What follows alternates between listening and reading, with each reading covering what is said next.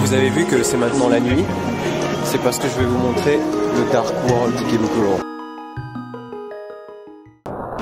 Et donc là on arrive à Kitaguchi, qui est un peu l'entrée vers l'arrière-cour d'Ikebukuro.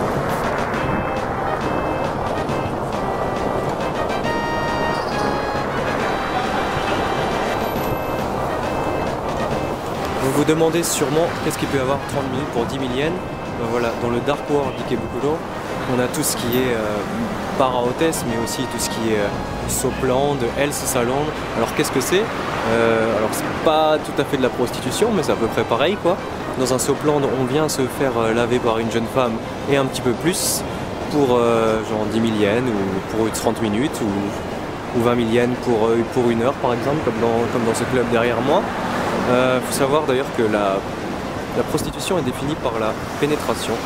Donc à partir du moment où on fait une petite gâterie, ce n'est pas considéré comme, et c'est pour ça que je pense que ce genre de club sont dans un espèce de légalité semi-floue, et j'imagine que ce sont des gens en costume noir avec quelques tatouages qui possèdent ce genre de club.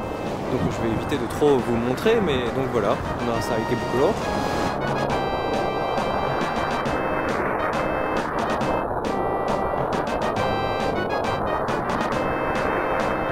Et puis Ikebukuro, c'est aussi, ce n'est pas que des services payants de ce genre, c'est aussi dans un pays où on n'a pas forcément la place des enfants pour aller un peu s'amuser en couple ou alors tromper son partenaire.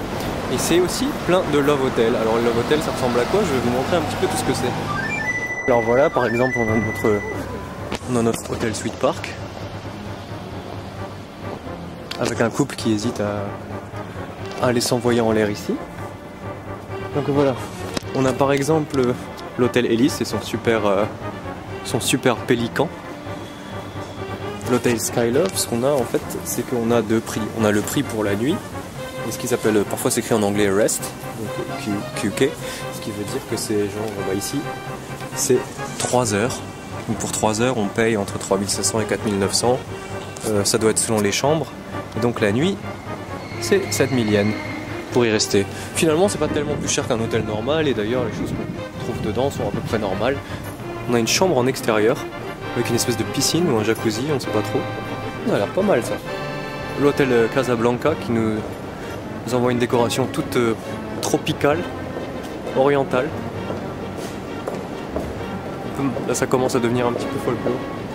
C'est pas Ikebukuro, c'est pas là où on trouve les plus fous quoi. En allant à Shibuya, il y a quand même des trucs un petit peu plus coloré encore et exotique. Il y a toujours des hôtels de plus ou moins chers quoi. Voilà, l'hôtel Queen. L'hôtel Speranza. Vous voulez aller voir l'hôtel Speranza? Voilà, après hein. En gros c'est un hôtel normal avec quelques capotes dedans. Hein. Et voilà, il y a beaucoup de choses à montrer à Ikebukuro, donc j'y reviendrai peut-être. En attendant, amusez-vous bien.